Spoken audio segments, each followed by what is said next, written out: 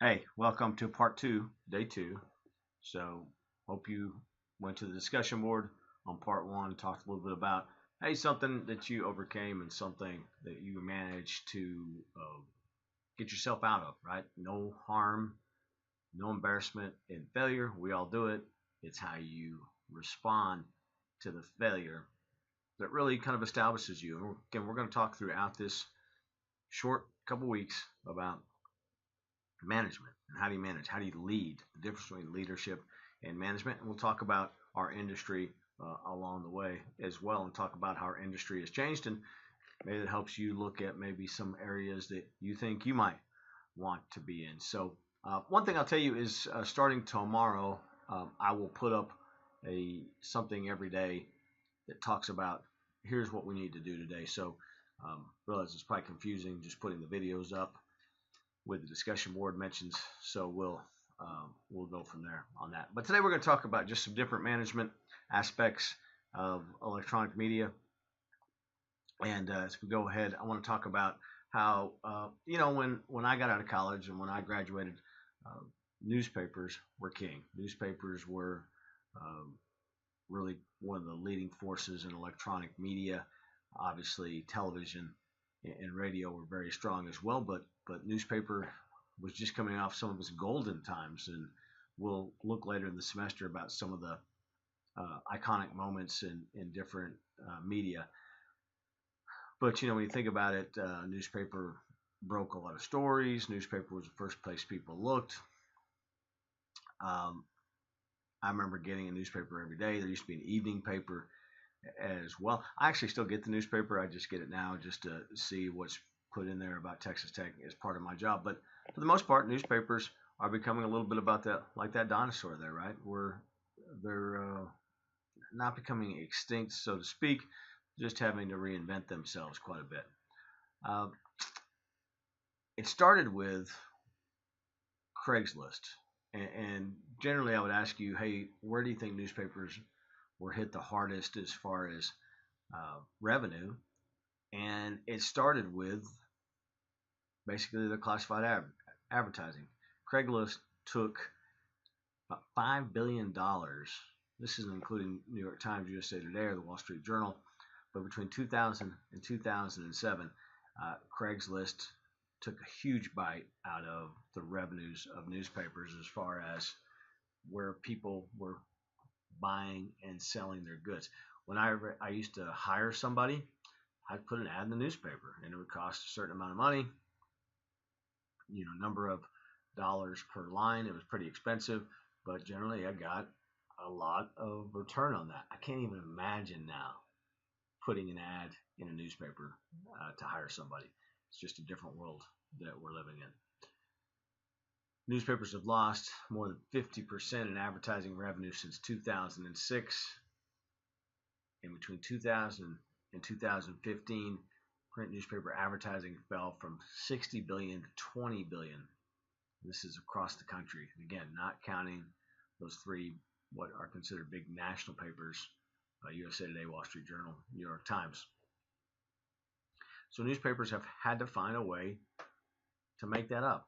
When you think about that, think about whatever you're doing. Think about your situation. If you took a 50% cut in the money you had coming in, it makes it difficult, right? So newspapers have had to say, hey, how are we going to tighten our belts? What are we going to do? Again, where's the money gone?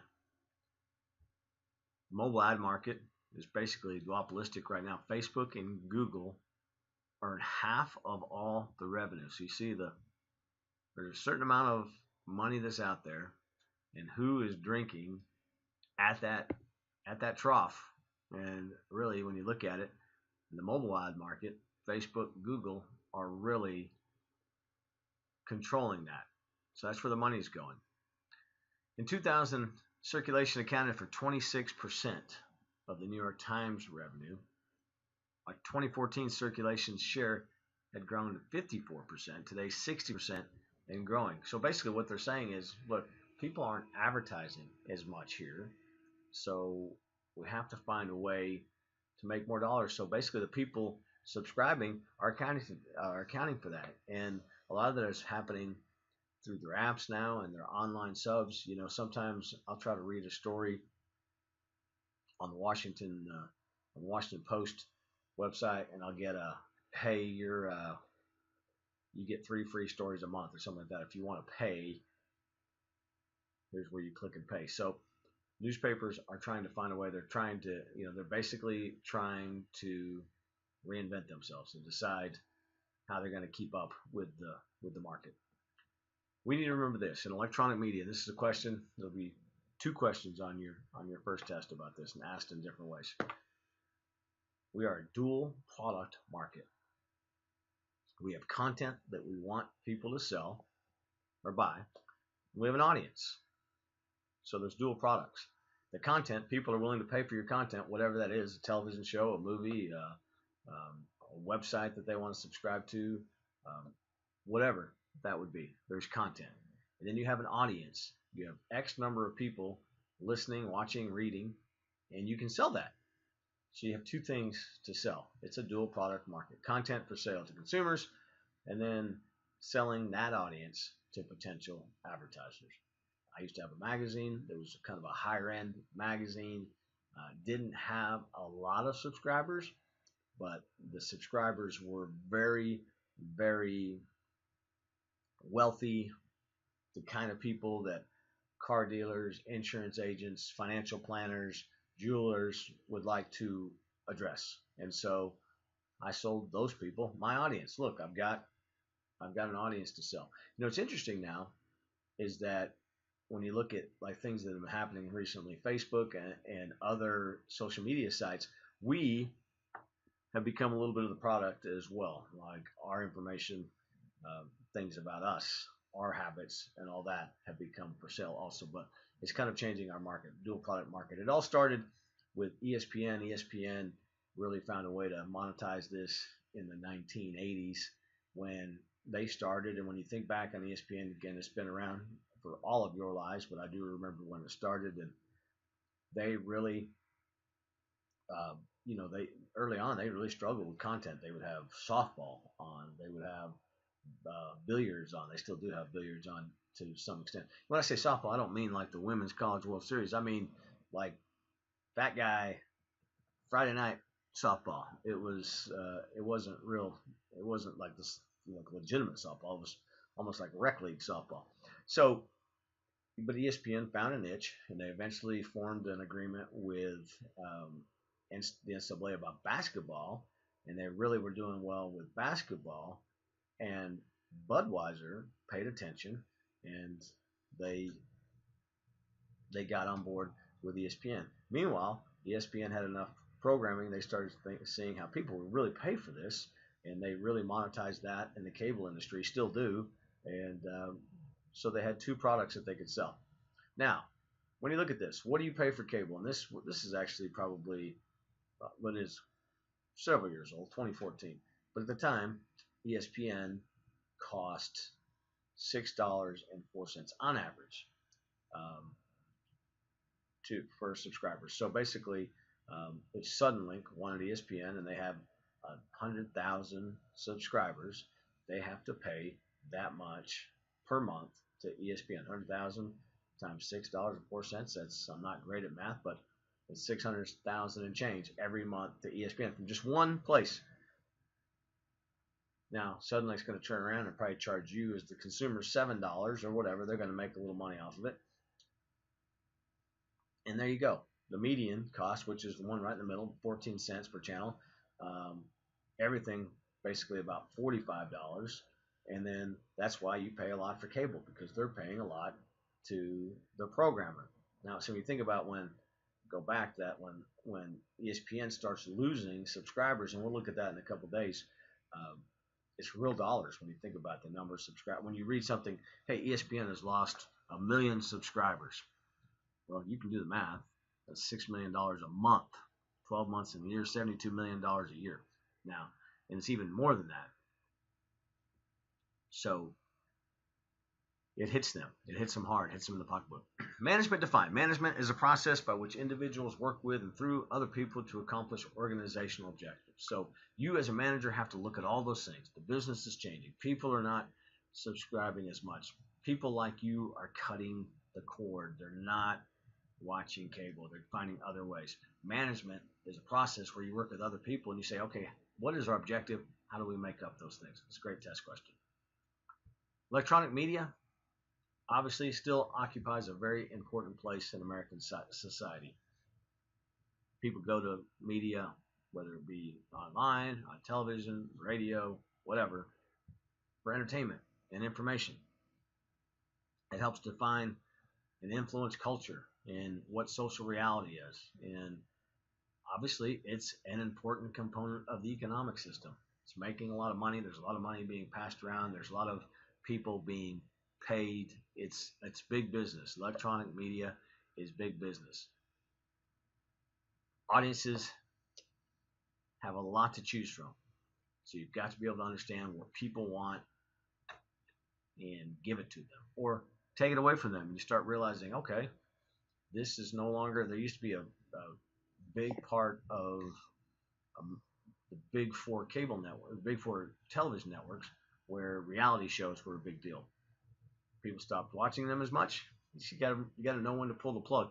I remember when Deal or No Deal, the game show, was really popular.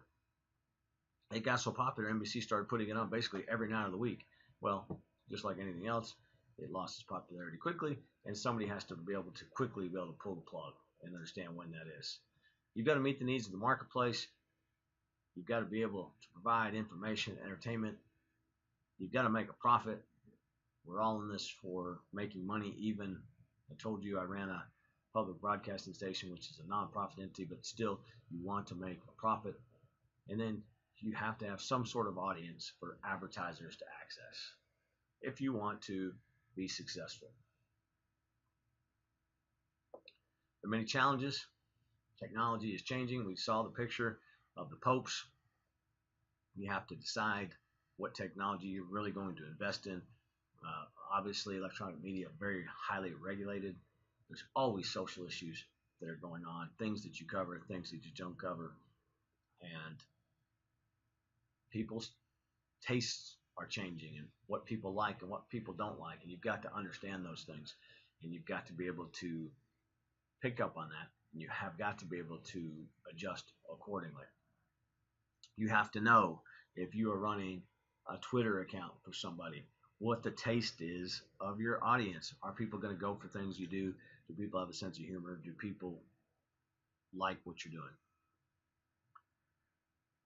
In any electronic media, there's generally never one manager. There's always different levels. There's lower level, there's middle level, and there's executive level. And this goes for almost anything you do. You go to a retail store, there's managers with keys, key managers, there's floor managers, there's general managers. It all changes. Electronic media is no different.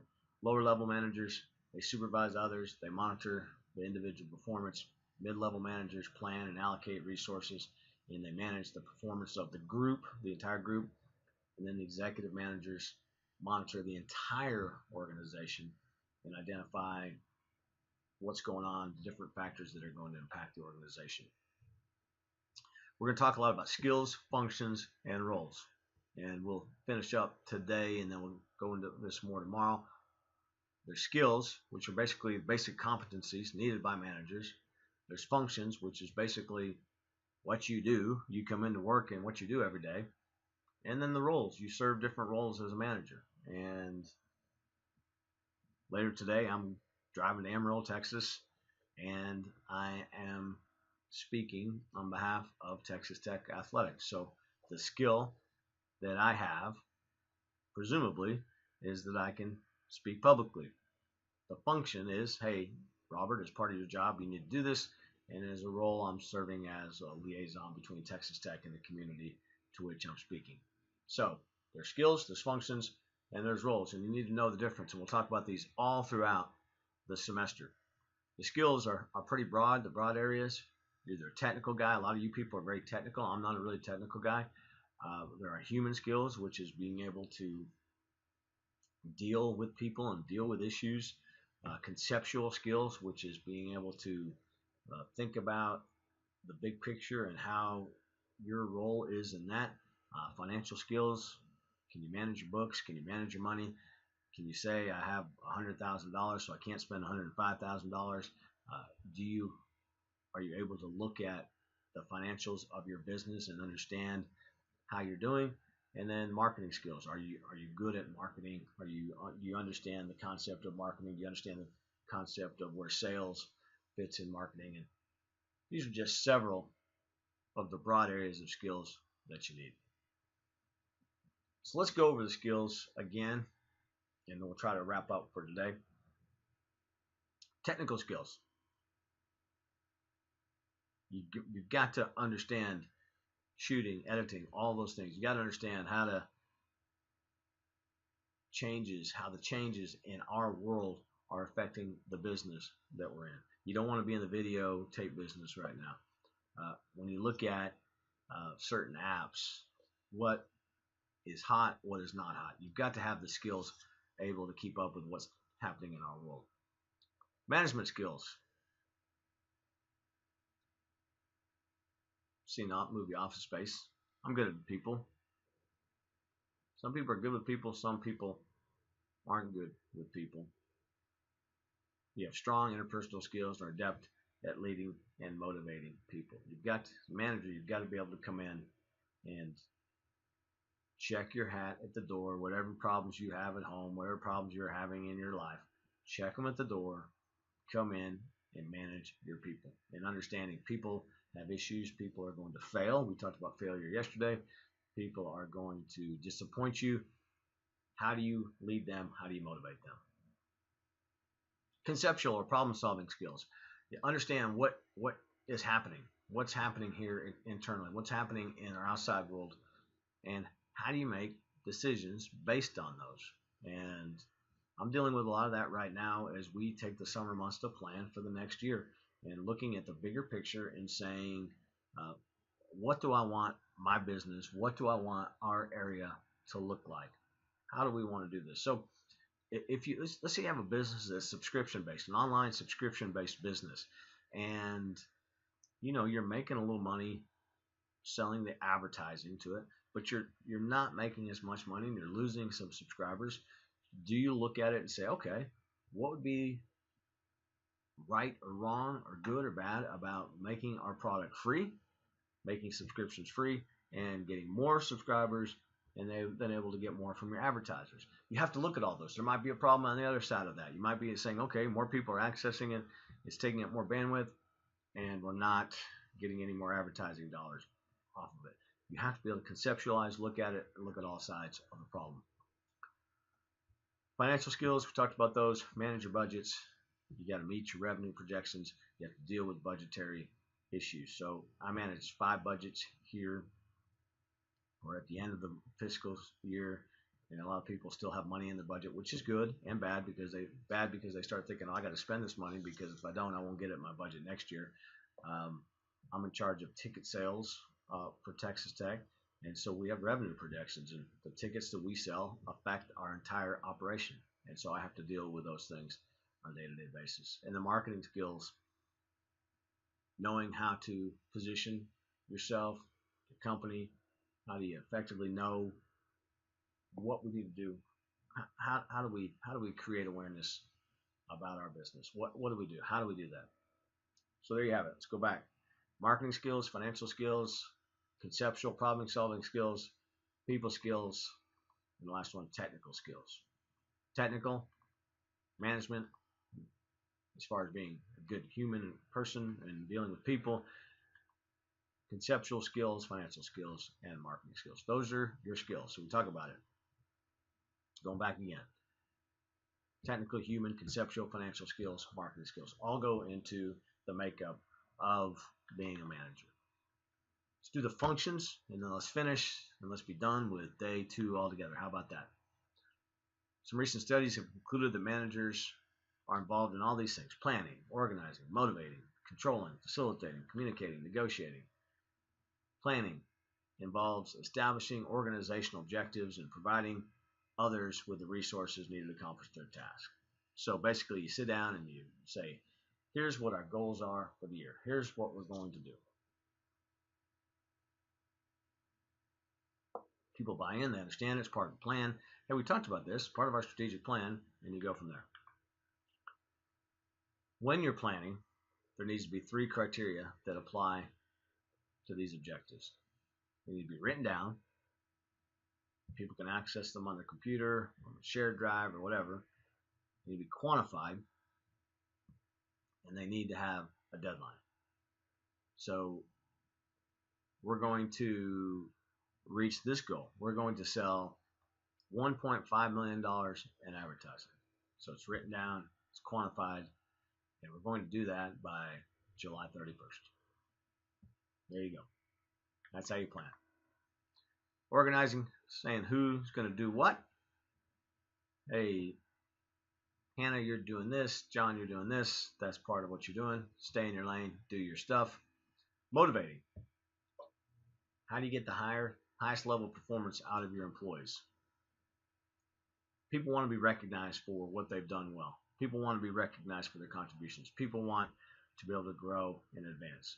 And motivation can be a big part of that. It's easy to criticize. It's a little harder to motivate sometimes. Controlling means giving feedback to the employees, monitoring the progress, and making changes as situations demand. You know, sometimes controlling sounds negative, right? Gosh, that person's so controlling. But it really just means you're communicating, you're monitoring, and when you have to change, you change. And that's what controlling is. Monitoring is a control function, basically keeping tabs on the progress of the objectives and helping to solve problems when we get there. If you have an objective and a goal to sell $2 million and you got to do it by the end of the year and you don't pay any attention to it till the 11th month and you're at 800,000. How are we going to do 1.2 million? Not necessarily the right time to look at that. By monitoring, you're keeping a tab on it all the time, daily, weekly, monthly, whatever that would be. So that's what monitoring is. Facilitating is empowering your employees, which means hiring the right people, firing the right people, making sure we have money in the right places, making sure they have the equipment needed to do their jobs. Again, something a manager needs to look at and say, hey, you've got a 7-year-old computer. We're asking you to edit a lot of video. We're asking you to do graphic design. We might need to spend a little money to upgrade you equipment-wise. Another function, just communicating, letting people know, newsletters, memos, performance reviews. We'll talk a little bit more about performance reviews later. Just communicating with people. You should over communicate. I used to work for a guy named Ken Hance, and I'll put this on a slide tomorrow. Communicate so well that not only are you understood, but there's no way you could be misunderstood. So over communicating is a great thing. And if you have a lot of employees, just going to visit them, going to say, hey, what's going on? How are your kids? What's going on? What's happening in your world? Those are great parts of the functions. And then sometimes you have to negotiate people's salaries, you have to negotiate contracts, you have to negotiate what's best for your organization, and that's part of your function as well.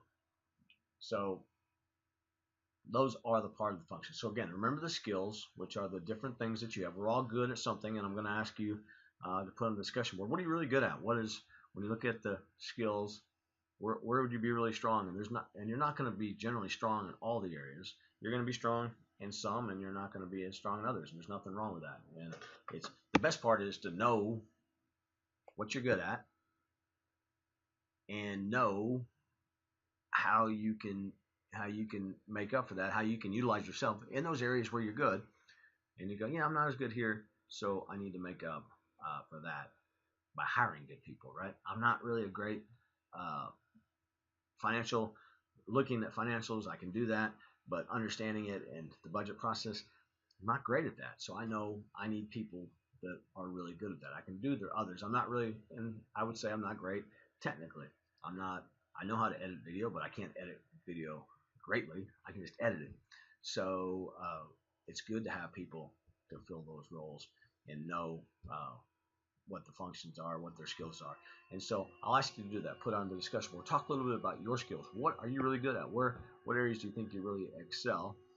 And that helps you kind of identify what you might be able to do as a manager. So that's it for day 2. We didn't go, we're not going an hour and a half every day like they probably want, but I want you to be thinking about these things. I want you to spend a little time and be thoughtful in what you put on the discussion board.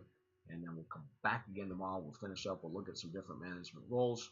Talk again. We'll just hit again on the functions and the skills, and we'll move on down the road. So thank you here for day 2, and we will talk to you and see you tomorrow.